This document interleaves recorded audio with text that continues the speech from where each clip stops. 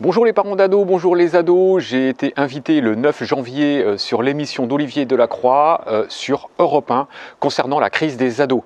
Donc je t'ai retranscrit ça en format podcast que tu vas retrouver tout de suite.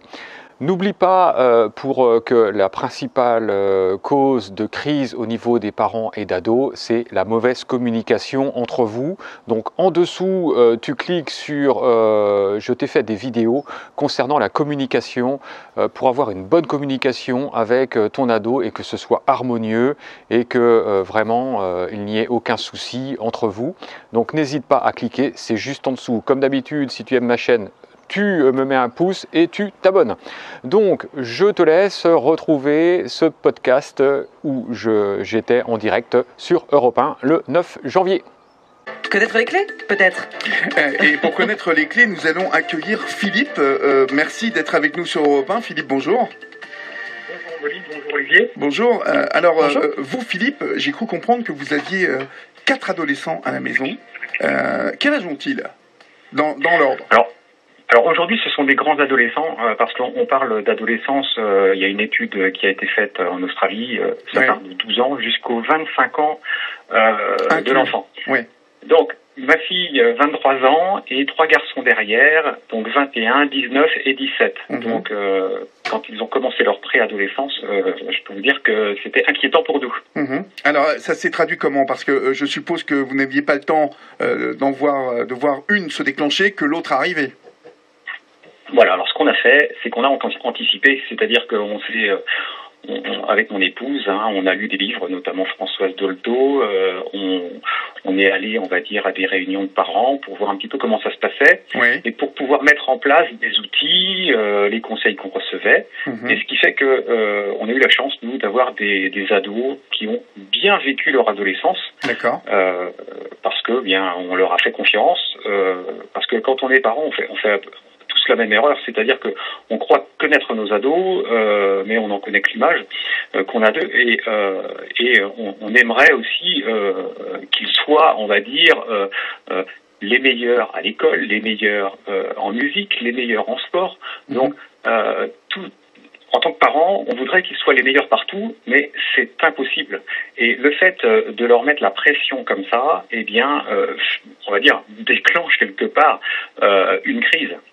Alors tous les parents ne sont pas comme ça, parce que moi par exemple je suis tout à fait l'inverse de ce que vous venez de décrire.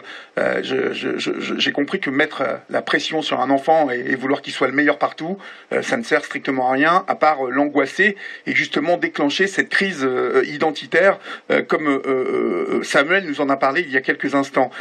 Vous, en fait, vos enfants, comment ont-ils vécu une crise, même si elle a été calme, chacun à leur manière? Alors, bon, là, on va dire, on en a un qui vit un petit peu une crise. C'est dû, on va dire, à une relation amoureuse. Et donc, en ce moment, on va dire, il délaisse un petit peu l'école par rapport à sa relation amoureuse. Donc, on est en train de lui expliquer gentiment comment revenir sur le chemin de l'école et avoir de bonnes notes. Quel âge avez-vous d'ailleurs? J'ai oublié de vous demander au début de... Alors, je suis de Vannes, dans le Morbihan également, et j'ai 48 ans. D'accord, donc vous êtes un jeune papa quand même, Oui. Non, mais je dis ça parce que à 48 ans, 4 enfants, vous avez commencé à faire des vidéos sur YouTube à destination des parents d'ados, et j'aimerais savoir ce que vous racontez dans ces vidéos. Alors, je partage mon expérience, l'expérience de parents d'ados, par des conseils, des outils qu'on a mis en place. Parce que beaucoup de parents, et alors je suis surpris par les personnes qui viennent également sur ma chaîne YouTube, il y a des ados aussi qui viennent consulter mes vidéos et qui trouvent de l'intérêt à ça, parce que j'ai des retours. J'ai un ado dernièrement qui m'avait posé une question et j'y ai répondu, on va dire. Dans un premier temps, je lui ai répondu directement, et dans un deuxième temps, je lui ai demandé l'autorisation. Je lui ai répondu par vidéo, et il me demandait comment faire pour que mes parents m'aiment. Donc, c'est une sacrée question.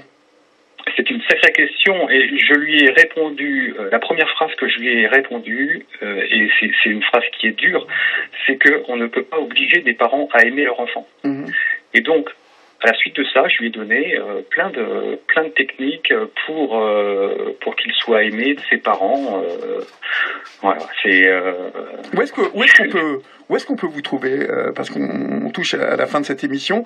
Dites-moi, voilà, votre chaîne YouTube. Ma chaîne YouTube. Ouais. Alors c'est ma chaîne YouTube, c'est mon nom, mon prénom et mon nom. C'est Philippe Visset, V-I-2-S-E-T. Eh bien, c'est bien noté, Philippe Visset, qu'on peut retrouver sur sa chaîne YouTube pour les conseils de parents aux ados qui traversent des crises plus ou moins importantes ou non. Mille merci pour votre appel et votre témoignage au 3921, Philippe. Merci aussi au docteur Daniel Marcelli pour ses éclairages. On salue aussi, bien évidemment, Isabelle, Dominique, Ingrid et Samuel pour leur témoignage. C'est la fin de cette émission. La crise d'ado est un passage difficile pour tout le monde, mais c'est un passage obligé, hein, on l'a vu. Les parents doivent à la fois se montrer patients et compréhensifs, tout en étant fermes avec leur ado. Un curseur pas toujours facile à trouver.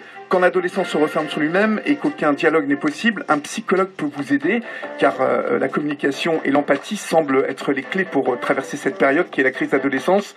Mais le dernier conseil que je donne à tous, c'est de ne jamais rompre la relation avec son enfant. Le podcast est terminé, donc tu sais réellement pourquoi je fais toutes ces vidéos sur cette chaîne. Tu n'hésites pas, tu t'abonnes, tu me mets un pouce et puis tu cliques en dessous, hein, il y a des vidéos, j'ai fait des vidéos exprès pour toi concernant la communication que tu peux avoir avec tes ados et pour une meilleure communication. Si tu as une bonne communication avec tes ados, eh bien tout se passera mieux. Tu pourras échanger avec lui, tu pourras transmettre tes valeurs et c'est ça le principal, c'est qu'il puisse t'écouter parce qu'il y a des dangers à l'extérieur qui font qu'il a besoin de ton aide. Donc n'hésite pas, tu cliques en dessous pour recevoir les vidéos pour une bonne communication. Et moi, je te dis à bientôt. Ciao, ciao!